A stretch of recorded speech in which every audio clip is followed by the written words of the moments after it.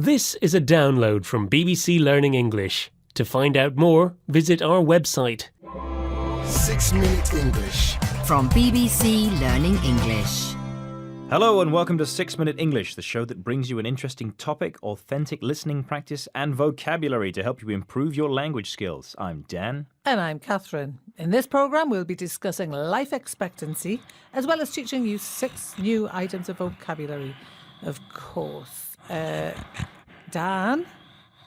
We're doing a show, Dan. Wake up. Sorry, Catherine. Sorry, everybody. I was at a party last night and I didn't get much sleep. Another party, Dan? Yeah.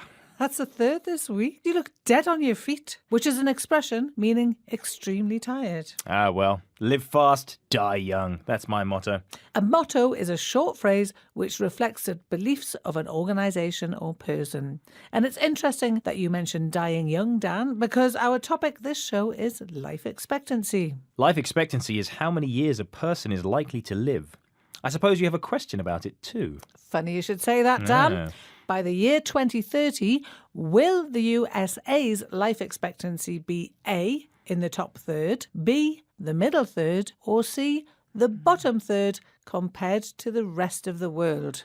Well, the USA is quite a rich country, so I'm going to say A, the top 1/3. And we'll find out later in the show if you're right or not. Now, Dan, life expectancy. So, which country do you think has the current highest life expectancy? Everybody knows that's Japan. Come on. Aha, yes, but new analysis by the World Health Organization and Imperial College London predicts that it won't always be so. Now, they analysed 35 industrialised countries and found that by the year 2030, South Korea will be the leaders with an average life expectancy of a whopping 90 years. Wow. How did they do that? Well, let's find out by listening to Professor Majid Ezzati, Chair in Global Environmental Health at Imperial College London.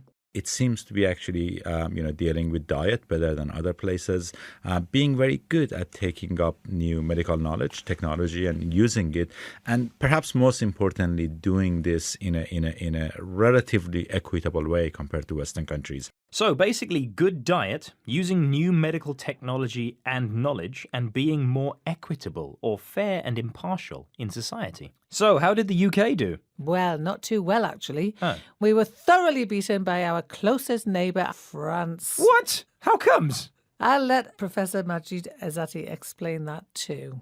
So France has had some of the lowest obesity rates in the among Western countries, French women especially. UK has had some of the highest ones, and alcohol in France, at least until now, has been consumed in much more healthy patterns. And in the UK, there has been a lot more binge drinking. So, France has low obesity, which is a state of being very overweight, compared to the UK's high obesity. And France drinks alcohol much more moderately than the UK, which tends to binge. Binging is when you consume a large amount of something in a short time, especially food or alcohol. So, confession time, Dan. How many drinks did you have last night? It was only orange juice, I swear. So come on, did I get the question right?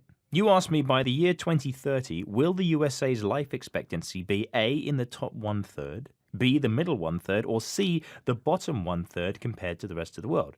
And I said the USA is quite a rich country, so it's probably A, in the top 1/3. Sorry, Dan. Nice logic, but actually the USA is one of the least equitable places in the world. So their life expectancy suffers. And the answer was actually C, the bottom third. Oh, well, next week maybe. Now, let's take a look at the vocabulary from this program. First, we had dead on your feet. This is an informal expression which means extremely tired. Another way to say the same thing would be shattered. When was the last time you were dead on your feet, Catherine? I built some garden furniture quite recently and it took me all day and I was dead on my feet when I finished. Now, we had motto. Now, a motto is a short phrase which reflects the belief of an organisation or person. So, Dan, what's your personal motto? Take the path of least resistance. What about you? Less is more. Ah, good one. Then we had life expectancy. Life expectancy is how many years a person is likely to live. What do you think's a good life expectancy for a person? I'm hoping to get to about 85 and then I'd like a sort of quick exit because I think it's probably not much fun after that. Then we had equitable. Equitable means being fair or impartial, and it comes from the word equal. So, Dan, personal question. Would you say that your marriage is equitable? I'd like to think so, yes. I do the cooking, my wife does the cleaning, and we share the other jobs. We'll have to get Mrs. Dan in to give her opinion. After that, we heard obesity. Obesity describes a state of being very overweight. It's a medical term and is often used in connection with health problems. The report said that the UK has an obesity problem, Catherine. How do you think we can solve it? I think we need a sugar tax and everybody should walk to work. Finally, we had binge. To binge is to consume a large amount of something in a short space of time, especially something that you don't usually have. And these days we hear a lot about binge drinking, binge eating and binge watching. So, Dan, when did you last binge watch a series on TV? Oh, it's Game of Thrones, isn't it? Game of Thrones. Series 1, Series Every 2, time. Series 3, back to back. Back-to-back binging. That's Brilliant. it. Well, that's the end of today's 6-Minute English. Please join us again soon. And we're on social media too, so make sure you find us on Twitter, Facebook, Instagram and YouTube. Bye-bye. Bye. 6 Minute English. From bbclearningenglish.com.